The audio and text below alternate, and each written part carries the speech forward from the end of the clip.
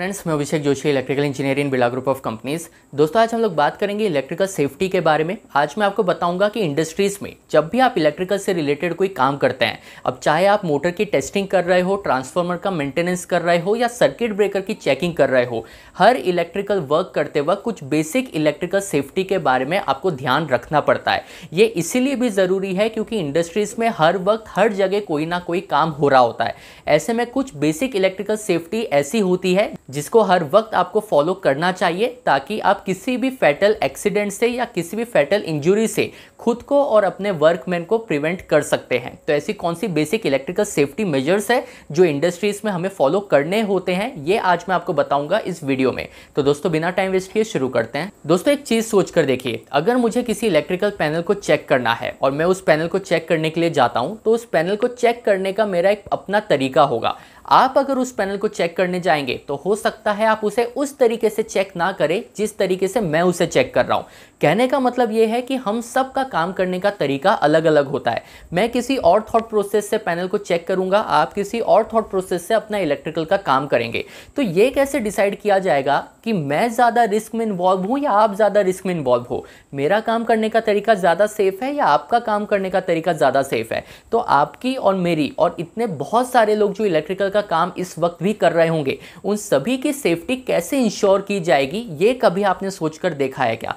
इस चीज़ को ओवरकम करने के लिए, इस चीज़ को सॉल्व करने के लिए इंडस्ट्रीज में एसओपी का यूज़ किया जाता है। एसओपी का फुल फॉर्म होता है स्टैंडर्ड ऑपरेटिंग प्रोसीजर। ये एसओपी के बारे में आपने अक्सर सुना होगा। अभी जो कोविड का पीरियड चल रहा है, इसमें भी हम लोग अक्सर एसओपीज की बात करते हैं जो हॉस्पिटल्स में डॉक्टर्स फॉलो करते हैं।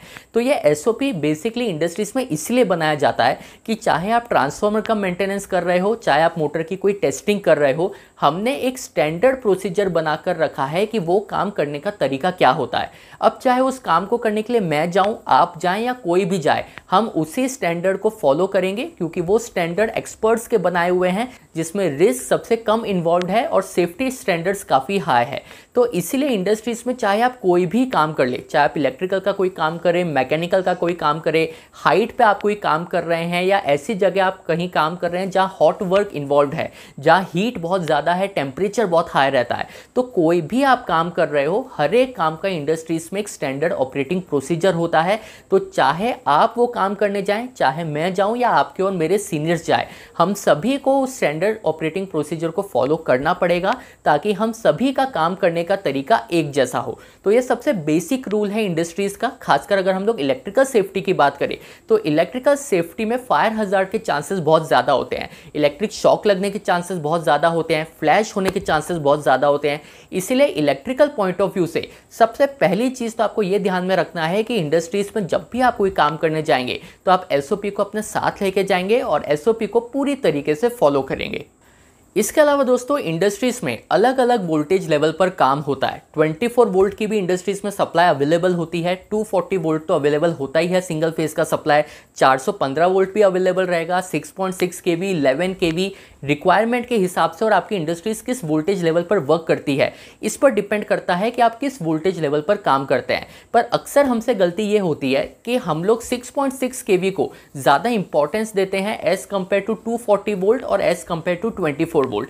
हमें इलेक्ट्रिकल का काम करते वक्त हमेशा ये ध्यान में रखना चाहिए कि चाहे आप 6.6 केवी में काम करें, 11 केवी में काम करें, 415 वोल्ट पे काम करें या सिंपल 24 वोल्ट पर काम करें, आपको सभी वोल्टेज लेवल को इक्वली डेंजरस कंसीडर करना चाहिए। आपको सभी सेफ्टी मेजर्स पूरी तरीके से फॉलो करनी चाहिए। ऐसा नहीं होना चाहिए कि आप 24 वोल्ट पर काम कर रहे हैं तो आप ये सोच रहे हैं कि 24 वोल्ट से बहुत ज़्यादा इंपैक्ट नहीं होगा आपके बॉडी पे, बहुत ज़्यादा इलेक्ट्रिक शॉक आपको फील नहीं होगा। तो उस केस में अगर आप कुछ स्टैंडर्ड प्रोसीजर को अवॉइड भी कर देते हैं, स्किप भी कर देते हैं, तो भी कोई बहुत बड़ी बात नहीं है।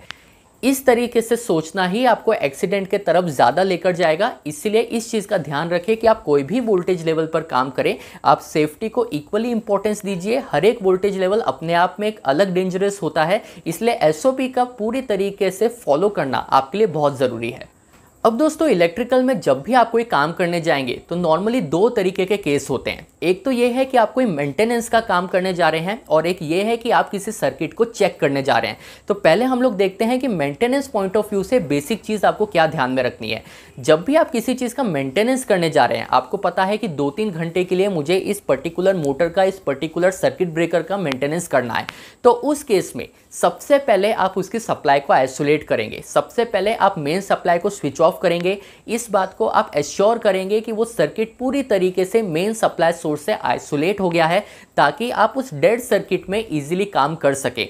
अब सबसे पहले जब आप सप्लाई को बंद कर देंगे, जो भी सर्किट ब्रेकर आपने लगा है, एमसीसीबी लगा के रखा होगा या कोई और ब्रेकर आपने लगा के रखा होगा, उसको सबसे पहले आप बंद करेंगे। उसके बाद टेस्ट लैंप से आप सप्लाई ज़रूर चेक करेंगे कि वो सर्किट पूरी तरीके से डेड हुआ है या नहीं हुआ है।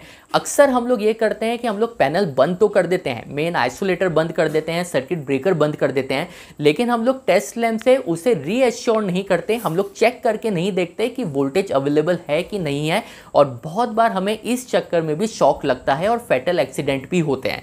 इसलिए जब भी आप सप्लाई को आइसोलेट करें तो आइसोलेट करने के बाद सबसे पहले टेस्ट लैंप से इसे चेक करें कि वोल्टेज पूरी तरीके से ज़ीरो हुआ है या नहीं हुआ है, वोल्टेज अवेलेबल तो नहीं है। और ये काम करते वक्त टेस्टर का यूज़ करना अवॉइड करिए। वैसे इंडस्ट्रीज में टेस्टर भी हम लोग फ्रीक्वेंटली यूज़ करते हैं, क्योंकि टेस्टर को लेकर इधर उधर जाना बहुत आसान होता है, लेकिन टेस्टर उतना ज़्यादा रिलायबल नहीं होता इंडस्ट्रीज़ के लिए। इसलिए जब भी आपको सप्लाई चेक करना हो तो टेस्ट लैंप पर ही आप भरोसा कर सकते हैं। टेस्ट लैंप से सप्लाई को चेक करने के बाद ही मेंटेनेंस का कोई भी काम आपको शुरू करना चाहिए। अब दोस्तों सवाल आता है कि मेंटेनेंस करने के लिए जब भी हम लोग जाते हैं, तब तो ये ठीक है कि आप सप्लाई को बंद कर दीजिए, सप्लाई को आइसोलेट कर दीजिए, चेक कर लीजिए कि वोल्टेज अवेलेबल तो नहीं है, उसके बाद ही मेंटेनेंस का काम शुरू करिए। पर मान लीजिए आपकी कोई मोटर रनिंग है और वो रनिंग कंडीशन में ट्रिप हो जाती है। अब जब आप सर्किट को चेक करने जाएंगे तो आपको लाइव सर्किट ही चेक करना पड़ेगा। आपको लाइव सर्किट में ही चेक करना पड़ेगा कि वोल्टेज अवेलेबल है कि नहीं, फ्यूज़ ब्लोन हुआ है कि नहीं हुआ, रिले में सप्लाई आ रही है कि नहीं आ रही। तो बेसिकली आप जो भी टेस्टिंग कर रहे हैं, जो भी चेक कर रहे हैं, ये सब आप लाइव पैनल में कर रहे हैं। तो जब भी आप लाइव पैनल में काम करते हैं, चाहे वो सप्लाई चेक करना हो, मोटर का करंट चेक करना हो या और कोई काम हो, उस केस में कुछ चीज़ें आपको ध्यान में रखनी बहुत ज़रूरी होती है, जिसमें आता है पीपी किट का यूज़ करना। अभी कोविड में भी आपने पीपी किट के बारे में बहुत ज़्यादा सुना होगा कि जो भी डॉक्टर्स होते हैं ये एक पर्टिकुलर पीपी किट का यूज़ करते हैं। वैसे ही इंडस्ट्रीज़ में भी इलेक्ट्रिकल की अगर हम लोग बात करें तो आपको प्रॉपर पीपी किट प्रोवाइड की जाती है। उसे पहन कर ही, उसे यूज़ कर ही आप कोई भी रनिंग पैनल में जो इलेक्ट्रिकली एनर्जाइज्ड है, जिसमें वोल्टेज अवेलेबल है, उसको चेक करने के लिए आपको पीपी किट का यूज़ हमेशा करना चाहिए। अब दोस्तों आपके माइंड में सवाल ये आएगा कि पीपी किट में कौन कौन सी चीज़ें इन्वॉल्व होती है। तो मैं आपको ऐसी चीज़ें बताता हूँ जो नॉर्मली आपने नहीं सुनी होगी। खासकर वो लोग जो अभी तक इंडस्ट्रीज में नहीं गए हैं, जो फ्रेशर्स है या फाइनल ईयर में अभी एजुकेशन गेन कर रहे हैं, उन्हें ये चीज़ पता होनी ज़रूरी है। देखिए इंडस्ट्रीज में बेसिकली एक आर्क फ्लैश सूट हम लोग यूज़ करते हैं। ये अलग अलग वोल्टेज लेवल का होता है। इसका मतलब ये है कि अगर आप 415 वोल्ट का सर्किट चेक करने जा रहे हैं तो आपको एक अलग तरीके का सूट पहनने की ज़रूरत है।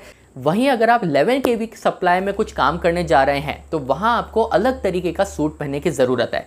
बेसिकली ये जो सूट होते हैं ये आपको फ्लैश से प्रिवेंट करते हैं। अगर मान लीजिए काम करते वक्त फ्लैश हो जाता है, बहुत फैटल एक्सीडेंट होता है, तो उस केस में आपको इंजरी ना हो, उसके लिए इस सूट को यूज़ किया जाता है। इसके साथ आपको एक हुड भी मिलता है, एक हेलमेट भी मिलता है कि अगर फ्लैश होता है तो वो फ्लैश का इम्पैक्ट आपके फेस पर ना आए। तो सबसे पहली चीज़ तो ये है कि आप कौन से वोल्टेज लेवल पर काम करने जा रहे हैं, उसके करस्पॉन्डिंग का आर्क सूट आपको वेयर हमेशा करना चाहिए।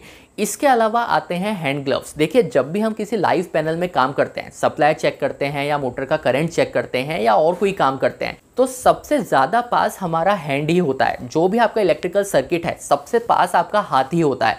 ऐसे में हाथ को इंजरी होने के, हाथ में बर्न होने के चांसेस सबसे ज़्यादा होते हैं। इसीलिए इंडस्ट्रीज़ में अलग अलग वोल्टेज लेवल के लिए अलग अलग हैंड ग्लव्स भी होते हैं। आप किस वोल्टेज लेवल पर काम करने जा रहे हैं उस हिसाब से आपको हैंड ग्लव्स भी प्रेफर करना पड़ता है। हैंड ग्लव्स भी आपको यूज़ करना पड़ता है ताकि अगर फ्लैश हो जाए या कोई भी इंसिडेंट हो तो उस केस में बर्न इंजुरीज आपको नहीं होनी चाहिए। ऐसे ही दोस्तों इंडस्ट्रीज़ में अलग अलग वोल्टेज लेवल के लिए अलग अलग ग्लव्स डिज़ाइन किए गए हैं। ये सारे स्टैंडर्ड्स प्रोसीजर है। आप किसी भी इंडस्ट्रीज़ में जाएंगे आपको यही स्टैंडर्ड प्रोसीजर देखने को मिलेंगे और आपको इन्हीं स्टैंडर्ड प्रोसीजर को फॉलो करना पड़ेगा।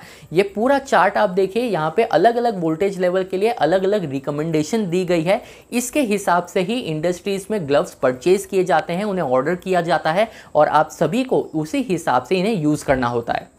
ऐसे ही दोस्तों इंडस्ट्रीज में एक PTW का भी कॉन्सेप्ट होता है जिसे परमिट टू वर्क कहते हैं। ये परमिट टू वर्क अपने आप में एक पूरा अलग टॉपिक है। इस पर अगर आपको वीडियो चाहिए हो तो मुझे कमेंट बॉक्स में बताइएगा, क्योंकि ये अपने आप में एक पूरा प्रोसीजर है और ये काफ़ी सेफ प्रोसीजर है। तो इस बारे में अगर आपको इन्फॉर्मेशन चाहिए हो कि परमिट टू वर्क एक्चुअल में काम कैसे करता है, किस तरीके से यह आपको सेफ्टी प्रोवाइड करता है, तो मुझे कमेंट बॉक्स में बताइएगा। और ये वीडियो अगर आपको वर्थवाइल लगा हो तो भी आप मुझसे अपना एक्सपीरियंस शेयर कर सकते हैं। वैसे तो इलेक्ट्रिकल सेफ्टी में बहुत सारी चीज़ें आती है, पर ये कुछ ऐसी चीज़ें हैं जो नॉर्मली हम लोग ध्यान नहीं देते।